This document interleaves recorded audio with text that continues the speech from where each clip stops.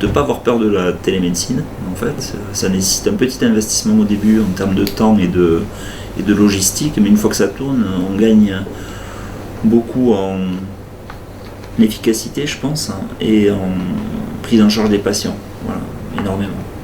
Donc je pense que ça vaut le coup de s'y investir et de ne pas hésiter à mobiliser les structures qui existent et qui sont déjà en place.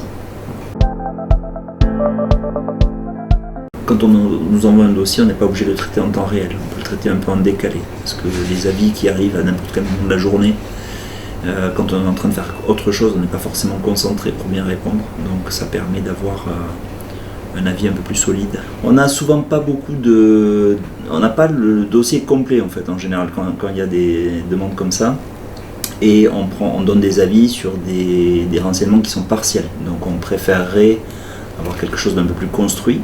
Ça nous permettrait aussi d'avoir une trace de ce qu'on a fait, ce qu'on a dit, et d'avoir des avis un peu plus précis.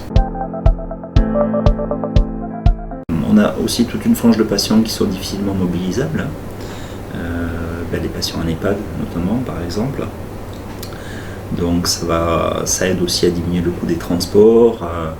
D'autre part, nous on est dans une spécialité, on a besoin de réévaluer très fréquemment le patient dans sa vraie vie. Donc la télémédecine dans ce contexte, ça peut être assez intéressant puisque finalement on va pouvoir évaluer le patient dans sa vie quotidienne et peut-être le voir un peu plus souvent, un peu plus régulièrement. Et avec une fréquence plus adaptée aux réels besoins. On a la possibilité de faire revoir les patients par des médecins ou par des paramédicaux. Donc on adapte en fait vraiment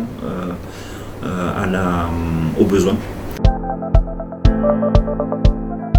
On n'a pas d'examen clinique, d'accord, mais bon, ça finalement on peut arriver à se débrouiller dans beaucoup de cas.